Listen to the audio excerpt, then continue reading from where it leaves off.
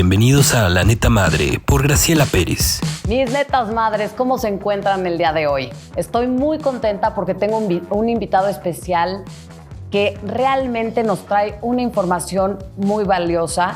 Bienvenido, Procurador Federal de Protección de Niñas, Niños y Adolescentes, mi queridísimo Oliver Castañeda Correa. Gracias por estar aquí. Al contrario, Grace, muchísimas gracias a ti por la invitación para platicar de este tema que es apasionante. Es muy apasionante y sobre todo es de urgencia que lo tratemos, ¿no? Porque hemos escuchado que hay muchísima trata de niños, maltrato de niños también. Y bueno, pues todas las madres que estamos aquí, que nos están viendo, siempre es una preocupación el tema de la seguridad con nuestros hijos. Entonces, Procurador, si me permite, en nuestro blog, en La Neta Madre, hicimos varias preguntas que pues muchas madres estuvieron ahí muy participativas y le traigo hoy a usted. Me gustaría comenzar con la primera, que es: ¿cuál es la principal misión y enfoque de la Procuraduría Federal de Protección a Niñas, Niños y Adolescentes en México? Pues es muy importante que ahora visibilicemos este tipo de áreas porque pues si no hubiera una necesidad de proteger a los niños, pues no existirían, pero sí la hay y es muy importante esta labor que se realiza porque va enfocada a proteger el ejercicio de los derechos humanos de niñas, niños y adolescentes, cualquiera que éste sea, en cualquier situación y frente a cualquier persona o autoridad. Entonces, la labor de esta Procuraduría Federal, al igual que de las Procuradurías estatales, está enfocada a hacer valer estos derechos de los niños en sus diferentes espacios, ¿no?, en donde se desarrollan. ¿Y cómo se hacen valer estos derechos de los niños?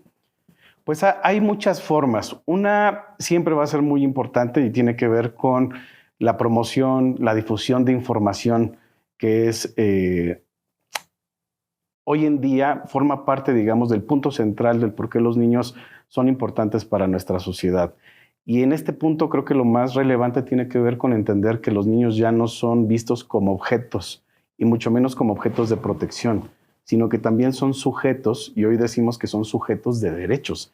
Es decir, los niños tienen una vida de niños y lo que tenemos que respetar nosotros es su vida como niños. No es necesariamente porque vayan a ser adultos en algún momento, sino porque ahorita es importante que ellos puedan desarrollarse, vivir, sentir, jugar, ser felices, y eso es lo que tenemos que dar a conocer, que son sujetos de derechos, que no solamente están los padres para poderlos guiar o incluso para poderlos reprender, sino que la sociedad en su conjunto debe entender esta nueva forma de ver cómo percibimos a los niños o cómo debemos percibirlos. Un punto es la promoción y la difusión, y la otra tiene que ver con las acciones, digamos, del sector público, de la familia, de la sociedad y la comunidad, para lograr que ellos ejerzan sus derechos, ya sea en la familia, en la escuela, ante una autoridad, por ejemplo, cuando están en un juicio, o en el Ministerio Público cuando requieren del apoyo de alguien como un especialista en materia de protección de derechos que les ayude, sobre todo, a que no sean vulnerados sus derechos en este tipo de mecanismos, ¿no? En la Procuraduría se ven temas de educación familiar. O sea, de alguna manera en esta difusión de la que habla, se le da prioridad a este tema, pues que al final del día, como usted dice, si no hay una planificación, o sea, un para qué quieres tener hijos, creo que desde ahí comenzamos un poquito, se podría llamar que mal, porque ¿para qué quieres hijos? ¿Para que sean tus esclavos? O sea, ¿para qué quieres hijos? ¿Para que te cuiden de viejitos? Como que yo creo que, no sé si ustedes lo hacen, pero se me hace muy interesante el entender o el que la gente concientice para qué quiere tener hijos. Sí, yo creo que esta pregunta que haces es muy interesante porque al final la política pública se construye, digamos, con diversos actores y entre ellos, por ejemplo, en el tema de educación, de cultura y de deporte, pues participan las instancias que les compete. A nosotros como Procuraduría de Protección hay un tema que tenemos y que está entrelazado con todos ellos, que no lo desarrollamos propiamente en las procuradurías, que nos valemos de otras instancias como los sistemas DIF, y que tiene que ver con la crianza positiva o la crianza respetuosa, que justo nos dice un poco esto, o sea, quiénes somos cuando integramos una familia, cuando decidimos tener hijos y qué sucede o debiera suceder en el desarrollo, digamos, de la vida cotidiana de quienes integran una familia, sea como sea que se integre esta familia, de manera biológica o, por ejemplo, en el caso de las adopciones, ¿no? O ahora que se dan otro tipo de cuidados como acogimiento familiar o cosas por el estilo que van en el sentido de proteger a los niños, es importante que quienes vayan a cuidarlos, los cuidadores, como somos los padres, cuidadores también tengamos las herramientas mínimas indispensables que nos digan cómo abordar las situaciones con niñas, niños y adolescentes para respetarlos, para protegerlos, para guiarlos y para que ellos lleguen a donde tengan que llegar, ¿no? ¿Cuáles son los principales problemas con los que lidian en la Procuraduría? Pues hoy en día es tan diverso nuestro país por sus circunstancias, digamos, regionales, pues estar al sur de Estados Unidos tiene una implicación muy fuerte.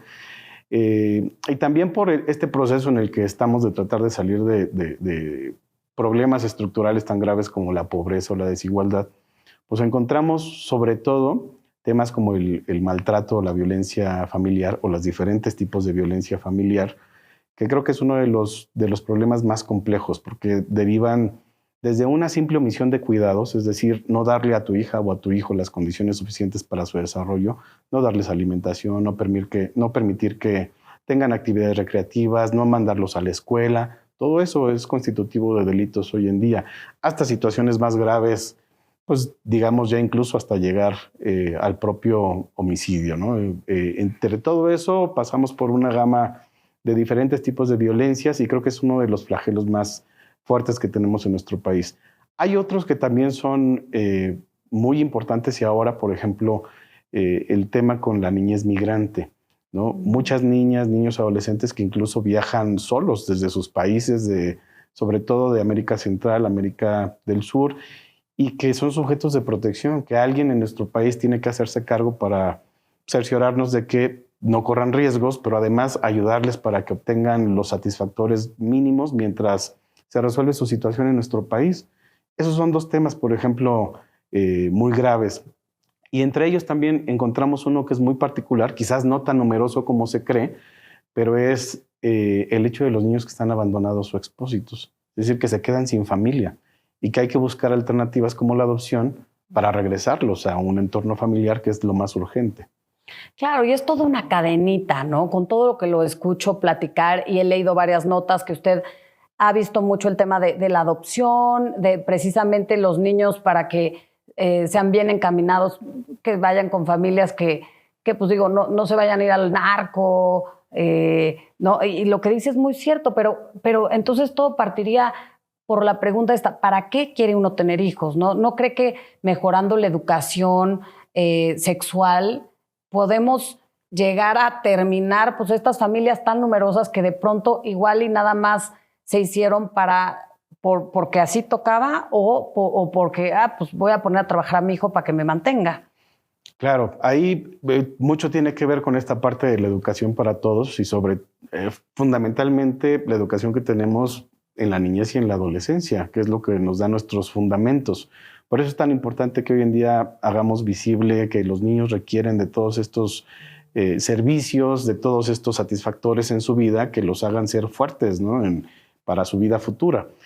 Y aquí es muy importante también entender cómo es dentro de estos temas la salud sexual y reproductiva, que implica pues, el tener conocimiento no solo del desarrollo de tu propia sexualidad, sino también de prevenir otro tipo de circunstancias y entender dentro de ello pues realmente qué es lo que quieres, si quieres tener hijos o no, informarte de cuántos hijos podrías tener para, digamos, tener una educación y una atención adecuada para ellos, porque tampoco se trata en ocasiones del deseo de decir yo quiero tener 6 hijos o 10 hijos, pero realmente les puedes dar la educación de calidad que requieren como personas.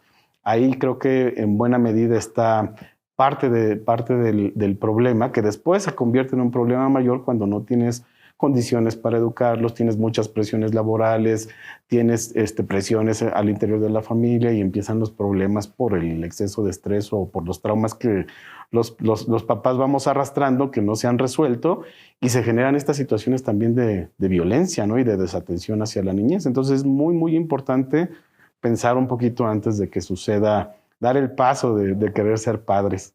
¿Hay algún área en específico que se encargue de eso o a través de alguna instancia, además del DIF, hay alguna otra instancia que los apoye? Sí, hay muchísima información a través de la Secretaría de Educación Pública, a través de la Secretaría de Salud, de diversas áreas de la Secretaría de Salud, que sobre todo dependiendo del enfoque, ¿no? Dan el enfoque en salud, dan el enfoque educativo, dan el enfoque cultural. Y hay muchísima información ya desde hace muchos años en nuestro país, no solo por parte del gobierno, sino también de la sociedad civil, que abona a este tipo de temas. Y más hoy en día, digamos que las niñas, niños, los adolescentes sobre todo están en un mundo que les ofrece mil cosas y que se lo quieren terminar de un día para otro y conocer y saber y entender.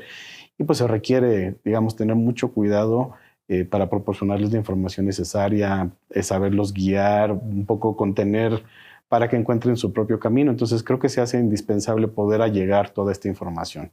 ¿Cuándo debemos de acudir a la Procuraduría? A la Procuraduría se acude cuando hay una violación a un derecho humano de las niñas, niños y adolescentes. Es un caso muy, muy fácil.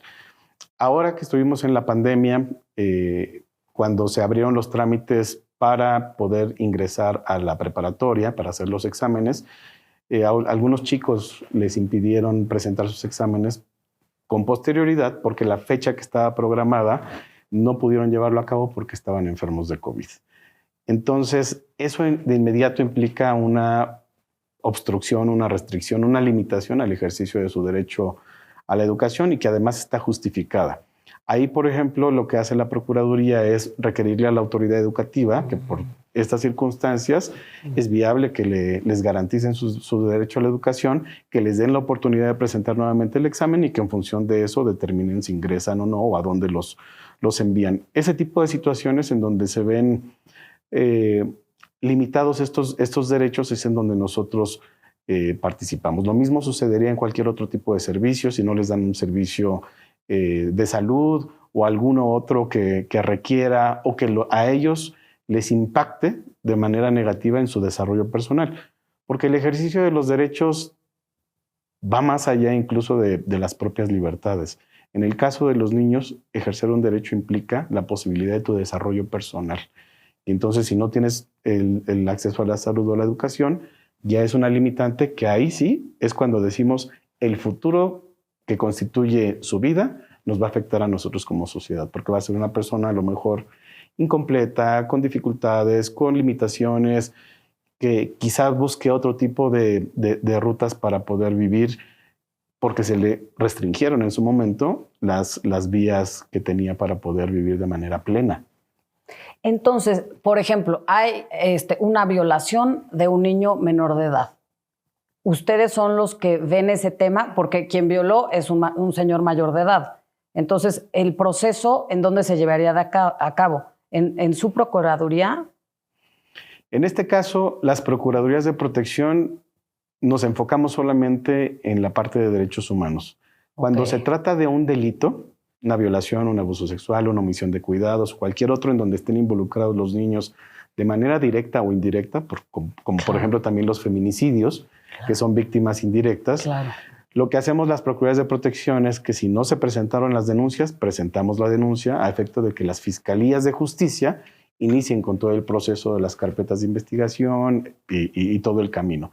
¿Qué hacemos nosotros en esos casos? Damos acompañamiento, damos asesoría. Si es necesario, brindamos representación jurídica, que esta figura es importante, estamos obligados a llevarlo a cabo. Siempre, aun cuando estén los papás o no existan los papás o sus representantes legales, no estén presentes por alguna circunstancia, nosotros tenemos la posibilidad y la obligación legal de darles este acompañamiento, de asesorarlos, de protegerlos, de hacer que la autoridad actúe de manera correcta para no transgredir también sus derechos dentro del propio proceso claro, que se está llevando a cabo. Pero cuando se trata de delitos, es materia estrictamente de las fiscalías de justicia, aunque nosotros tengamos este tipo de participación. De acuerdo. ¿Y qué tan fácil es acercarse con ustedes? Hoy en día es muy fácil. Tenemos ya en la página del Sistema Nacional DIF hay un mapa georreferenciado de todas las procuradurías de protección que hay en el país. Hay una procuraduría a nivel federal, hay 32 procuradurías estatales, una en cada entidad federativa, y tenemos aproximadamente 1,000 a nivel municipal, lo que hace que tengamos cada vez una cobertura mayor y pues que la gente cada vez conozca más un poco de lo que representa la labor de las Procuradurías de Protección. En esta página, este sitio del Sistema Nacional DIF, en donde encontrarán este mapa georreferenciado, podrán obtener la información de la ubicación, los teléfonos, los horarios, datos de contacto de las autoridades. Y esto es muy importante porque en el caso de nosotros incluso se pueden hacer hasta quejas o denuncias anónimas. No es necesario que las personas se identifiquen.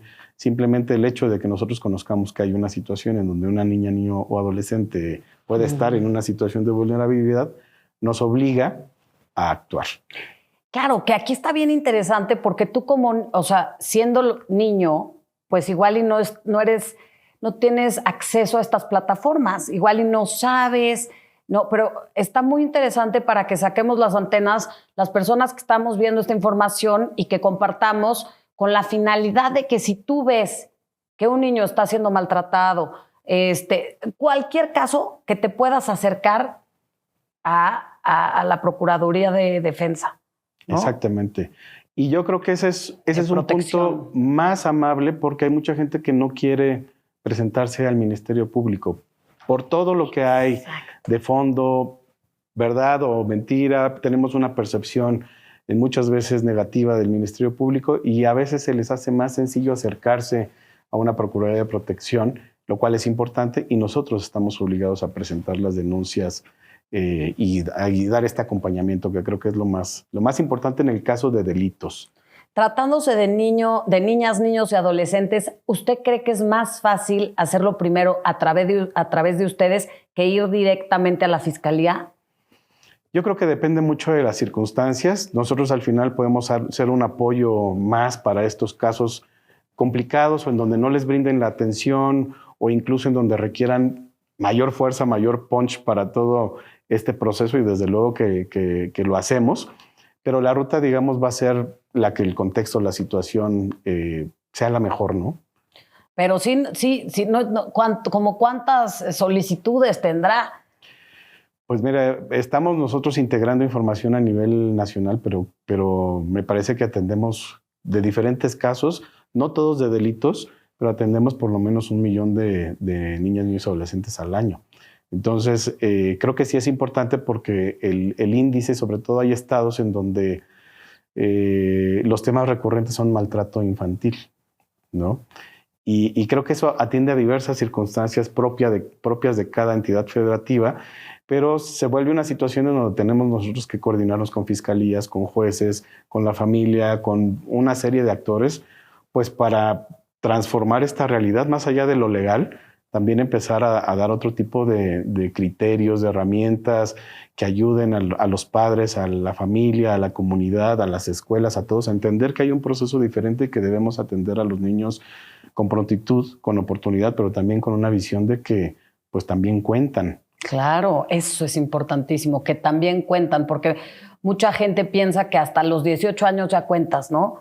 Pero no, desde que naces tú tienes todos tus derechos. Tienes el derecho de salud, de tener una salud digna, una vivienda digna, educación digna. Entonces, que no se nos olvide eso. ¿Qué estado es el estado con mayor maltrato infantil? Tenemos varios y por diferentes circunstancias. No es precisamente un ranking, pero tenemos casos como el estado de Hidalgo, que por circunstancias de migración, por ejemplo, se quedan las familias solas, se desintegran y empiezan este tipo de procesos. Y pues es uno de los delitos pues, más altos que tienen en la entidad, por ejemplo. Hay otros estados como el Estado de México, en donde también por la cantidad de población, pues se vuelve también más alto el índice de este tipo de circunstancias. Y pues bueno, es algo que tenemos que atacar en todos los sentidos, porque sí se vuelve una situación complicada. No solo es el maltrato, sino todo lo que implica el accionar el aparato estatal, el Ministerio Público, el juez, 1000 cosas. Y ahí creo que en todos los estados tienen el mismo reto. Todos los estados, en función sobre todo de la proporción de su población y también un poco de estos otros contextos muy particulares qué tanto las familias están desintegradas o no, qué tanto la pobreza influye también en este tipo de circunstancias, la ignorancia, la desinformación, o por ejemplo, si nos encontramos en comunidades que están pues alejadas de los centros urbanos, alejadas de los servicios, a donde las autoridades es más difícil que lleguen. Esos son espacios que hay que cubrir mucho y que es un reto para todas las autoridades, sobre todo como nosotros. En general, ¿quién es el que denuncia el maltrato infantil? Pues ahora ya hay muchos, pero normalmente son familiares, son amigos, son conocidos. Ya cada vez tenemos más casos en donde son denunciados los maltratos por los propios adolescentes, sobre todo. Todavía está en un entorno muy cercano, quienes pueden darse cuenta de estas circunstancias y quienes lo hacen de conocimiento, y se van quitando un poquito más el miedo cuando ven pues que sí hay una respuesta por parte del Estado cada vez mejor estructurada para pues, defenderlos, ¿no? No hay las respuestas a todo porque pues, muchas veces el alcance de las instituciones se limita un poquito. Nosotros no podemos ir en contra, por ejemplo, de lo que los jueces dicen así porque sí podemos hacer otro tipo de acciones, pero el entorno familiar fundamentalmente es el que primero denuncia. ¿Y quién le habla a los niños? ¿No? O sea, la Procuraduría, a través de quién le hablan a los niños, porque igual y la información, lo repito, o sea, pueden tenerla los tíos, hermanos, pero ¿cómo el niño sabe que vale si en su casa le han enseñado otra cosa? Yo creo que es el punto trascendental de la transformación de nuestra sociedad. ¿Por qué valen los niños?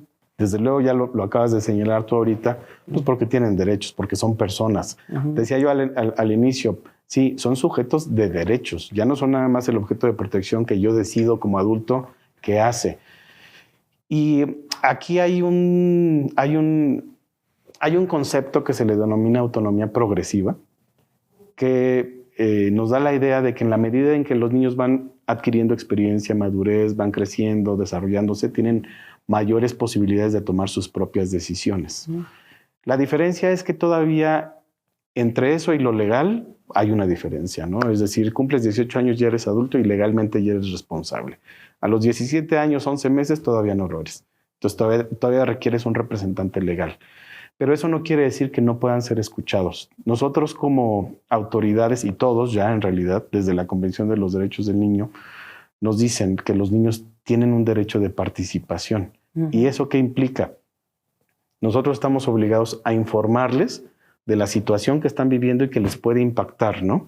Sobre todo si hay una decisión que alguien más va a tomar.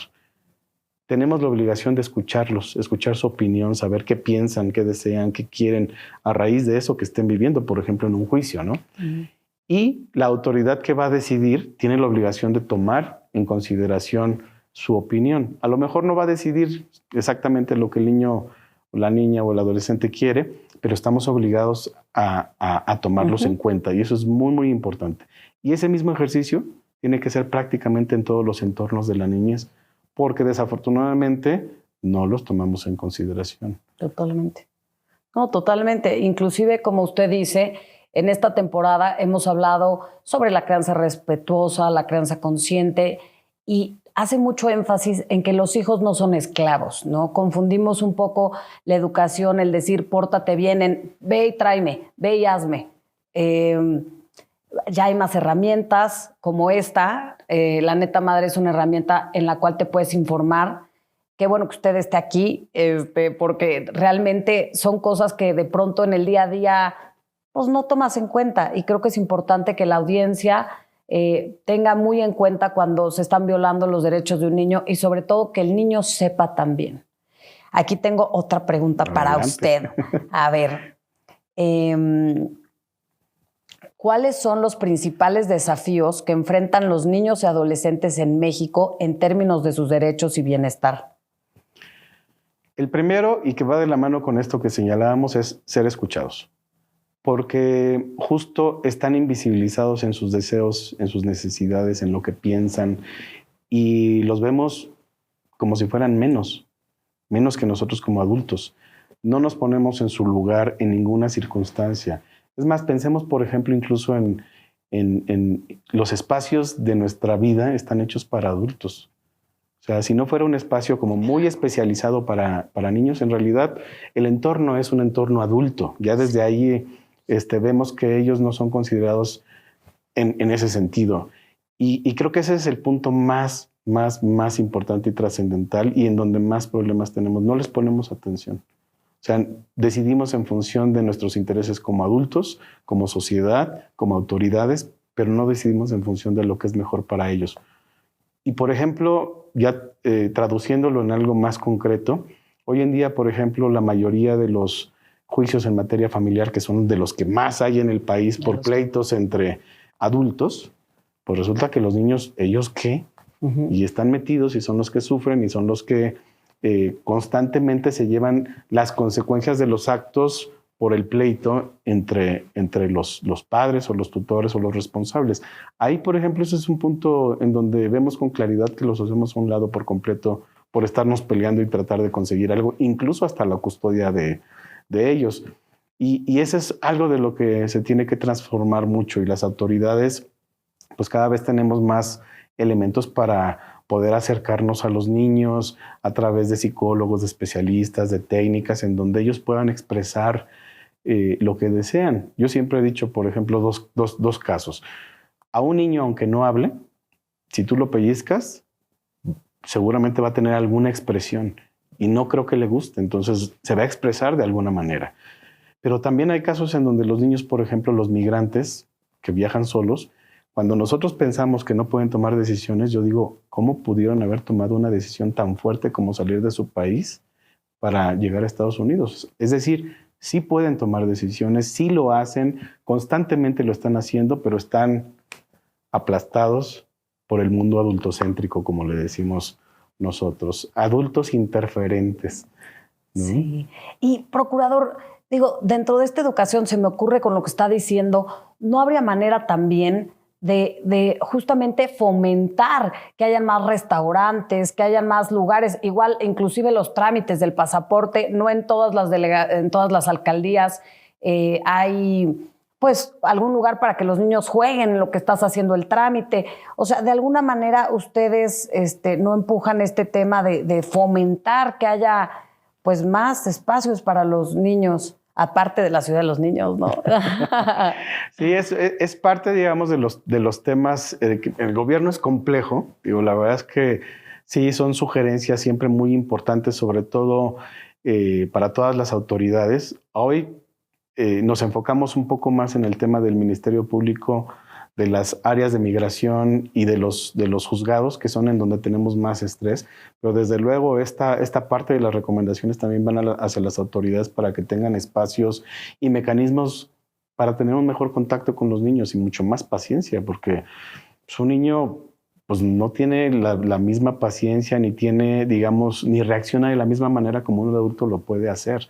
Y eso sí es parte también de lo que tenemos que entender. Es parte de este proceso de cambio que yo creo que estamos empezando realmente con el tema de los niños a verlo. Con todas estas herramientas de la crianza respetuosa y todo esto. Y las guarderías, procurador. O sea, hay mamás que trabajan todo el día, padres que trabajan todo el día, que no pueden cuidar a sus hijos y pues merecen tener guarderías dignas, no que se incendien, ¿no? Que te quedes tranquilo que vas a dejar a tu hijo ahí y que va a estar seguro, que no lo van a toquetear, ¿no? Que va a estar seguro tu hijo. O sea, también creo que es algo importante que debe de implementarse mucho más en nuestro país. Así es, yo creo que este tema, y son muchos los lugares en donde hay niñas, niños y adolescentes, hospitales, clínicas, guarderías, escuelas, albergues, todos estos que justo parte de la conciencia hacia los adultos es que entiendan esto. Es decir, no es un objeto, no es nada más que ya lo recibiste y ahí lo guardaste y a ver qué pasa hasta que llegue el papá, o si está abandonado y tú ya lo metiste a un albergue y no hiciste nunca nada para que ese niño recuperara su vida. Y más allá, incluso hasta pudiste haber transgredido sus derechos o incluso hasta en lugares cometer delitos en contra de ellos. Es parte de un proceso que requiere una transformación social, cultural, pues de fondo, y que nosotros estamos cada vez haciendo más presencia en eso, más presencia en ello. Incluso, por ejemplo, cuando nos encontramos situaciones en donde los niños en las escuelas no son atendidos por los responsables, los directivos, etcétera, en alguna situación de accidente, de riñas, de peleas, pues estamos obligados también a presentar denuncias. Incluso les llegamos a recomendar también a las escuelas que ellos mismos tomen sus cursos de crianza respetuosa, claro, porque a ellos les va a ayudar a entender también ese fenómeno y a cómo traducirlo a las escuelas, ¿no? Entonces, creo que sí es un proceso, decía yo, es un reto grandísimo poder empezar a trabajar con ello, que cambiemos este cassette que tenemos de lo que sucedía con los niños y de cómo era, que lo empecemos a asumir como un reto verdadero y que veamos que si nosotros no protegemos a los niños hoy, porque hoy son importantes, después ya no lo vamos a poder resolver, ¿no? Justo por eso los niños son importantes hoy, son el presente porque hoy viven su niñez, pero son el futuro porque son quienes van a tomar las decisiones en nuestra sociedad en unos años. Y entonces, ¿qué queremos para nuestra sociedad si nosotros maltratamos, traumatizamos o incluso no respetamos o restringimos la posibilidad de que se desarrollen como personas? Ahí está la clave de todo. Qué increíble, procurador. Yo nunca había escuchado eso. Siempre había dicho, los niños son el futuro, pero me gusta que usted diga, los niños son el presente y claro que serán el futuro, pero enfoquémonos en hoy, en el ahorita, en cómo educarlos, en cómo están. Démonos cuenta que los niños son seres humanos y tienen derechos y hay que respetarlos, ¿no? Procurador, ¿qué pasa con los niños con discapacidad, con los niños que no pueden hablar, ya sean niñas, niños o adolescentes? ¿Qué pasa en esos casos? Pues es un reto mayúsculo, porque creo que para toda la sociedad y para el Estado mexicano que tiene que consolidar pues, la atención sobre todo a este sector, porque pues quien tiene las posibilidades de dar la atención se las da, ¿no? En la familia o incluso con el apoyo médico. Pero hay muchas circunstancias en donde las personas con discapacidad son abandonadas por la familia porque no tienen la posibilidad ni económica, ni técnica, ni las herramientas para poder vivir con ellos. Y tenemos casos de incluso personas que son abandonadas desde niños y que ya son mayores de edad y que siguen en centros asistenciales porque desafortunadamente el Estado no generó tampoco una estructura para poderles apoyar de otra forma. E incluso tampoco, creo que es uno de los grandes retos, no solo para personas con discapacidad, sino en todos los sentidos, ayudar a que las familias pues, tengan más herramientas para poder atender a su familia, ¿no? A su familia con discapacidad en un entorno en donde quizás sí tengan el calor del hogar y a lo mejor los servicios médicos los tengan por fuera, etcétera, por parte del Estado, privados, o como los pudieran tener, pero ese yo creo que es uno de los grandes pendientes, el abandono que tenemos hacia las personas con discapacidad y la falta de atención y de servicios para atender a todos los que se tienen en nuestro país. Se han hecho muchas cosas, sí, creo que es importante que haya apoyos económicos para quienes no lo tienen, que haya una posibilidad de que por lo menos tengan una manutención, pero también el tema va más allá, o sea, es decir, el hecho de que sea una persona con discapacidad no implica que la vamos a tener igual como si fuera un objeto. Claro. ¿No? Ahí hecho a un lado nada. No. También tenemos que asegurarnos de brindarles pues, lo que requieren de acuerdo con su condición de discapacidad y ayudarles a que tengan ese tipo de servicios. Eso es parte de sus derechos humanos como personas con discapacidad. Enfermedades mentales también. Eso, o sea, ya lo platicamos aquí en La Neta Madre, es algo que la gente... O sea, ves a la persona, pero no sabes que tiene una enfermedad mental y es tan importante y siento que falta tanto todavía, estamos en pañales porque hay padres que tienen que trabajar, lo repito, y de pronto pues el niño lo amarran, ¿no? Porque tiene una enfermedad mental y entonces no se vaya a hacer daño. Y ya ahorita no hay ningún hospital mental en el cual te puedas quedar y entonces se vuelve todo un problema precisamente para apoyar a que se siga fomentando que se respeten los derechos de los niños. Claro, y es parte de lo mismo. Yo creo que sí hay una infraestructura, porque de hecho es un tema que estamos abordando ahora con una noticia que salió en medios sobre los niños que son enviados a anexos, lo cual eso se está erradicando. Y hay una infraestructura en salud que sí nos dice cómo hacerlo. Y ahora el punto es justo cómo le informamos a la gente, cómo le informamos a las autoridades cuál es el camino para lograr atender a estas personas con algún trastorno de salud emocional o mental y que haya los diagnósticos adecuados y evidentemente los servicios adecuados para atenderlos. Ahí creo que es el enfoque que tenemos que darle para que realmente utilicemos la infraestructura que hay y sepamos si es suficiente o no, porque sí la hay en todo el país. Entonces, creo que también las malas prácticas que hemos tenido a lo largo de las últimas décadas, como estas ideas de que pues, se va a resolver una situación de alcoholismo, de drogadicción o de situaciones mentales en un anexo, en una granja o en este tipo de espacios que van en contra por completo de los derechos humanos, si superamos esta visión y hacemos uso de los espacios institucionales más informado, creo que vamos a dar un paso adelante. Y ahí yo creo que también, al igual que con las personas con discapacidad, tenemos un reto inmenso.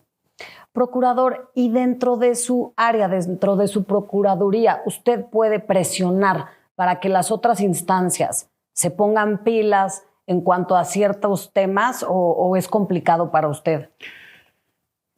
Requiere mucho arrojo.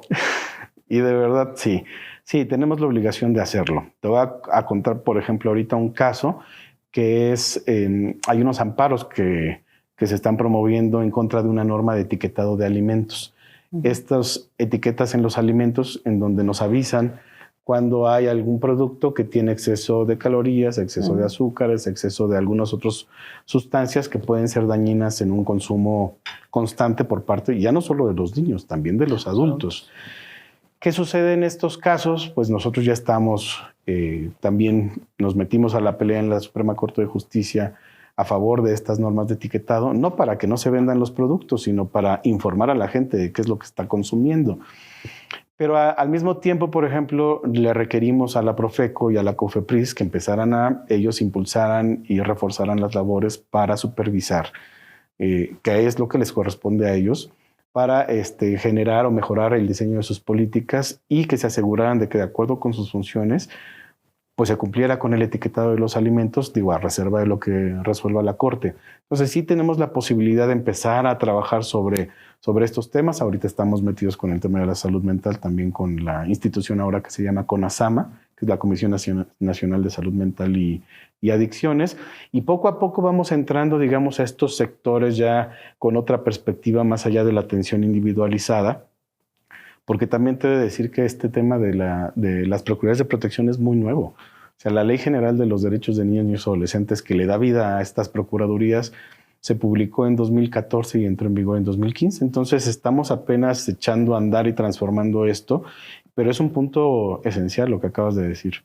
Claro, yo creo que estaría muy bien que las autoridades de cada secretaría o de cada instancia pudieran tener como la orden de escucharlos, ¿no? Porque si ustedes están acudiendo ante ellos es porque está pasando algo y que no, o sea, que sea importante, que sean como las solicitudes puestas aquí arriba, ¿no? Como, bueno, ya luego los vemos. O sea, creo que es nueva la Procuraduría, sí, creo que van avanzando. Qué padre que esté aquí en La Neta Madre, ¿no? Gracias. Pero sí vale la pena seguir forzando a través de redes, a través de las mismas instancias, de decir, oigan, ¿saben qué? Cuando nos busquen de la Procuraduría de Protección de Niñas, Niños y Adolescentes, hay que darle con todos esos temas porque aquí hay una alerta roja. Exacto. ¿No?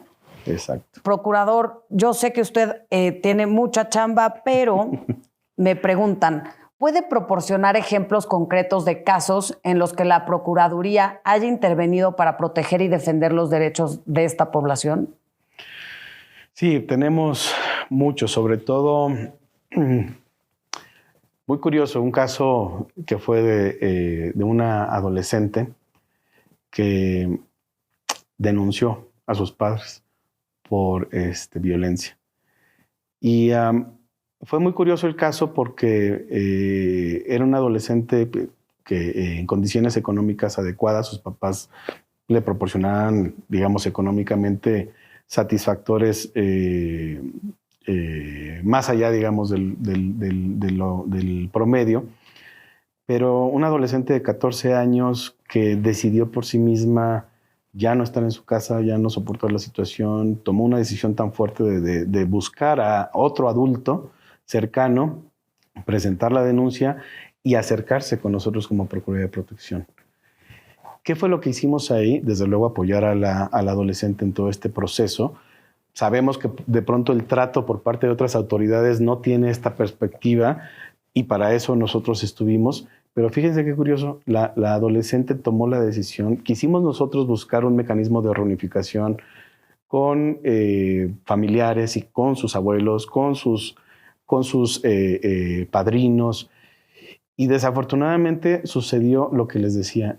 Ellos querían forzarla a que pidiera perdón a sus padres, porque eran sus padres. Y la niña, la adolescente en este caso, con toda esta fuerza que tenía, decidió no hacerlo y prefirió pedirnos a nosotros que le ingresáramos a un centro de asistencia social, que es un albergue. Prefirió irse al albergue, se sentía tranquila, estaba bien. Hicimos todo un proceso de acompañamiento a su caso, con psicólogos, con trabajadoras sociales, con los padres también, con los abuelos, con los padrinos, para tratarles de hacer entender un poco cuál era la posición y por qué ellos estaban actuando de una manera equivocada en contra de la propia adolescente, ¿no? En torno a estas situaciones de violencia. Este tema llegó a juicio. El juez pues prácticamente definió también para los padres una serie de compromisos, sobre todo terapias, no solo terapias, incluso el curso de crianza respetuosa del propio Sistema Nacional DIF, que acreditaran haberlo tomado, un tiempo también para que ellos pudieran madurar y reflexionar sobre la situación con la hija, y hasta que hubo condiciones de reunificación. ¿Qué quiere decir con todo esto? Es muchísimo trabajo el que se hace con una sola persona. Interviene el Ministerio Público, interviene el juez, pero nosotros tenemos la obligación de no dejar a los niños. Claro, tenemos nuestras limitaciones también como instituciones, pero ese fue un caso paradigmático muy exitoso en donde utilizamos todos los recursos a nuestro alcance hasta que la niña y los papás estaban en condiciones adecuadas de reunificarse y de vivir en otras condiciones. ¿Por qué? Para nosotros es muy importante que los niños se mantengan en su entorno familiar y que a los papás no solo hay que apoyar a los niños, también a la familia y a los padres para que tengan estas herramientas, porque si no, las cosas no funcionan. Es un caso como ese es paradigmático. Otro caso muy rápido, ¿qué hacemos, por ejemplo, con los niños migrantes? También identificamos cuáles son sus condiciones de vulnerabilidad y vemos si ellos requieren protección internacional en nuestro país para promoverla, o en su caso, si es viable que puedan regresar a su país de origen porque ellos así lo manifiesten, porque ya no quieran continuar su camino, porque no haya condiciones a lo mejor de mayor riesgo. Se hace toda una valoración, tomamos esa determinación, se la transmitimos al Instituto Nacional de Migración y nos aseguramos de que regresen a su país o de que permanezcan en nuestro país y que les empecemos a brindar otro tipo de protección, lo cual también es un riesgo porque todos quieren irse a Estados Unidos, entonces medio mundo busca la manera de continuar su camino, pero nosotros tenemos la obligación de ayudarles, de darles apoyo asistencial, ayuda humanitaria. Si permanecen más tiempo con nosotros, incluso hay a quienes les conseguimos permanencia con una familia de acogida también. Entonces son muchas dependiendo de cada caso es lo que vamos resolviendo y pues es una labor titánica. Estos son algunos de los casos que tenemos fuertes, ¿no? ¿Cuáles serían sus limitaciones, procurador? La principal limitación que tenemos es el recurso humano. Deja tú el presupuesto que está asignado a las personas que estamos trabajando, porque sí se requiere mucho para llegar y para hacer todo un seguimiento de un caso en específico. Y creo que esa es la labor fundamental, ¿no? Porque somos personas las que atendemos a otras personas, no estamos hablando de proyectos grandes de inversión, ni de obras, ni de nada por el estilo, sino tener el talento humano y el compromiso suficiente para atender con sensibilidad a la niñez. Pues escucharon, más recursos, señores, hay que darle más recursos a esta Procuraduría y no sé de qué manera la gente, pues los civiles que estamos aquí, ¿de qué manera podamos apoyarlos? Yo creo que lo primero es hacer conciencia, conocer un poco de qué es esto de los derechos de la niñez, hacer un poco de conciencia de qué es lo que está pasando en nuestro entorno, en nuestra comunidad. De pronto los culpamos a ellos de todo, cuando en realidad son producto de nuestra propia sociedad también. Y creo que entender, ser más empáticos entre nosotros y con los niños es algo que nos va a ayudar muchísimo. Y solo cuando haya alguna circunstancia en donde requieran darle a conocer a una autoridad una situación que se debe resolver por la autoridad, pues hacerlo. Y para eso, pues nosotros podemos ayudarles, darles acompañamiento, darles asesoría también, un poco saber por dónde hacer, qué hacer, ante quién acudir y si nosotros tenemos la posibilidad y la capacidad y la competencia para apoyarles. Entonces, lo mejor es acercarse a la autoridad, que tengan confianza con nosotros y nosotros responderemos a esa confianza. Hay muchas preguntas, pero sé que el tiempo vuela y que el procurador está en fa, pero procurador, quería preguntarle, antes de ir a una de las magníficas preguntas que nos hicieron, ya se me olvidó. Pero bueno, voy a entonces decir esta pregunta y ahorita me voy a acordar. Pero aquí me preguntan, ¿cómo se asegura la participación activa y la voz de los niños y adolescentes en la toma de decisiones que les afectan? Justo este principio, que además es un derecho de participación, es parte del lo que nosotros hacemos valer en los juicios y en los procesos ante las autoridades administrativas. ¿Qué es lo que hacemos al juez o a la autoridad si no les da la posibilidad, si no les informa y si no les da la posibilidad de que emitan su opinión? Nosotros lo requerimos. Para eso estamos nosotros. Es decir, es la parte más importante de su derecho, sobre todo de su garantía de seguridad jurídica, que ellos sean escuchados, y es la lucha constante con todas las autoridades. Hoy en día hay un conocimiento acerca de ello. Hay que hacerlo realidad porque no todos lo llevan a cabo, pero cada vez son más autoridades las que tienen conocimiento de él, y en la medida en la que nosotros logremos participar de estos procesos, nos tenemos que asegurar de que esto así sea, de que sean escuchados. Magnífico, y ya me acordé. ¿Qué pasa cuando, saben distinguir ustedes cuando un niño se enojó con los papás y llega y dice, pues los quiero denunciar, ¿no? A alguien que sí está diciendo la verdad? O sea, ustedes llegan y le creen, pero luego, ¿qué pasa? ¿Qué tal? Y el niño se enojó nada más con sus papás y los está denunciando. ¿Tienen que haber pruebas o...? Claro, esto que acabas de decir es muy, muy importante. Parte de la esencia de estas instituciones es justo creerle a los niños. Entonces, les tenemos que creer porque no sabemos nosotros si es cierto o no y si están en riesgo o no. Entonces, tenemos que actuar. Y derivado de eso, ya empezamos a advertir, a analizar la situación, dependiendo del caso. Pero nosotros tenemos especialistas que forman un equipo multidisciplinario, básicamente psicólogos, psicólogas, trabajadoras sociales, trabajadores sociales, abogados. En algunos casos requerimos de la intervención de médicos también. Todos ellos hacen una serie de entrevistas con los niños y obtienen un resultado que es un diagnóstico. Un diagnóstico a partir del cual ya empezamos a trabajar. Pero ¿qué sucede en el caso de los niños, niñas y adolescentes que no es... no solamente nos podemos quedar con una entrevista, a lo mejor nos ayuda para el inicio, pero para poderle dar continuidad a el análisis y poder llegar a una mejor determinación de las acciones a tomar, necesitamos a veces hacer más de una entrevista, porque los niños por muchas razones pueden decir cosas diferentes. A veces no se acuerdan, a veces sí, a veces mienten por una cuestión de protegerse, a veces no manifiestan todo lo que requieren manifestar, sus sentimientos, emociones. Entonces es un proceso, como el caso del adolescente que comentaba yo hace rato, porque hay que trabajar muchísimo para lograr enfocar qué es lo que vamos a hacer. Entonces, pero sí es un trabajo que cada vez se va especializando más. Excelente, procurador. 2 últimas preguntas y se lo prometo, ya lo dejo. A ver, ¿cuáles son los logros más destacados de la Procuraduría bajo su liderazgo en términos de la defensa de los derechos de niños, niñas y adolescentes? Bueno, ahí sí me puedo tardar como 2 horas, ¿eh? En resumen. Pues uno que es muy, muy importante es que a nivel nacional hemos logrado en los últimos 2 años una integración completa y una unidad, una sincronía entre todas las autoridades que vemos sobre la protección de los derechos de la niñez.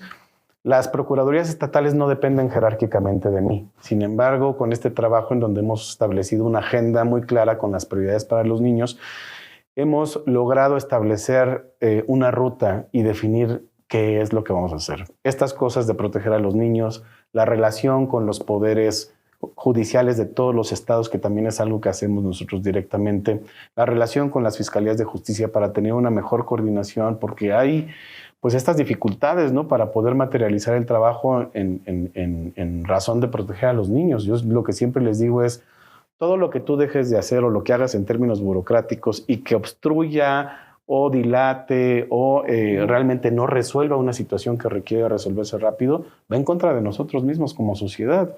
Entonces lo que necesitamos es que todos trabajemos en sintonía. Yo no soy enemigo de la fiscalía, yo no soy enemigo del juzgado. O sea, entendamos que trabajamos por un mismo fin, que son los niños. Ese es un tema importantísimo, la coordinación, el entendernos, el saber hacia dónde vamos, y creo que ese es un logro importante. Y la segunda es la definición de las rutas de trabajo. ¿Hacia quién nos estamos enfocando? Justo hacia los niños que son violentados de manera delictiva, justo hacia los niños que están siendo vulnerados de otra manera que no propiamente constituye un delito, pero que sí es una cuestión de derechos, de ejercicio de sus derechos. Y también la parte fundamental que tiene que ver con centros de asistencia social, los albergues, los casas hogar, que es un reto tremendísimo que vamos avanzando cada vez más, el garantizar que los niños que estén ahí estén bien cuidados en condiciones lo mejor posibles, regular estos centros, conocerlos, porque todo eso nos va a permitir hacer este trabajo de regresarlos a la vida, de regresarlos con su familia o con una familia nueva, o de incluso tramitar adopciones, y esto es fundamental. Entonces creo que nuestra labor fundamental está ahí, en asegurarnos, y esa es parte, digamos, de la filosofía hoy de las procuradurías, de que todas las atenciones que damos cada vez sean mejores, y está el reto, ¿no? Me encanta. Ese tema de adopción es un temazo, pero ya lo invitaremos a La Neta Madre cuando lo hablemos. Me gusta, y ya para finalizar, procurador, ¿cuál es su visión a largo plazo para mejorar la situación de los niños y adolescentes en México, y qué estrategias se están implementando para lograrlo? Mi visión a largo plazo sobre esto es que, así como se ha puesto en el centro de la agenda pública muchos temas, y lo está haciendo, creo que requiere todavía más fuerza, el poner por qué son importantes los niños en la sociedad y por qué el gobierno en general, el Estado, la sociedad, debe justo dedicarles tiempo, dinero, esfuerzo. Creo que el punto es convencer a todo mundo de que tenemos que darle un giro a esto, que no se requiere más que un cambio de conciencia, un cambio cultural, un cambio de visión, y que no solamente es una cuestión de dinero. Sí es importante el presupuesto, sí es importante lo que le invirtamos, pero a veces logramos más con otros mecanismos que incluso están en casa.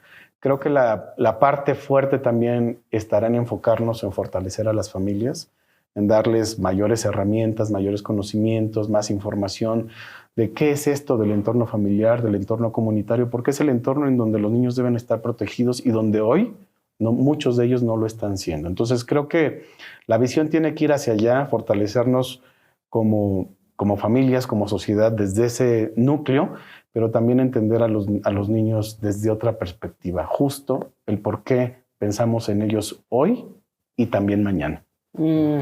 Procurador, muchísimas gracias. No sé si le quiera decir algo a la gente que nos está viendo aquí en La Neta Madre. Pues primero, Grace, encantadísimo. Muchísimas gracias por este espacio, esta oportunidad de platicar con ustedes en La Neta Madre. Creo que es un tema apasionante y además también es muy importante que todos lo veamos. Fue una probadita de un mundo de cosas que atendemos en términos de la protección de la niñez, pero estoy seguro que pues esta información que se brinda a partir de estos espacios nos va a motivar a seguir aprendiendo, a conocer, y desde luego pues cuenten con nosotros en lo que podamos hacer ahora desde mi papel como autoridad. Muchísimas gracias. Bueno, pues ya escucharon al Procurador de Protección de los Derechos de Niñas, Niños y Adolescentes, mi querido Oliver. tu siguiente apellido se me va siempre, pero el Correa de tu madre lo traigo aquí. Muy bien. Castañeda, mi querido Oliver Castañeda, gracias por estar aquí. Realmente la información que nos brindaste, como dices, es muchísima, pero bueno, nos diste esas probaditas que nos dieron unos grandes insights y ya sabemos que podemos contar contigo. Así que te lo agradezco tu tiempo y pues netas madres, ahora sí a difundir porque esto sí te ayuda a ti y a toda la sociedad. Les mandamos un fuerte abrazo y nos vemos a la próxima. No te pierdas el próximo capítulo de La Neta Madre.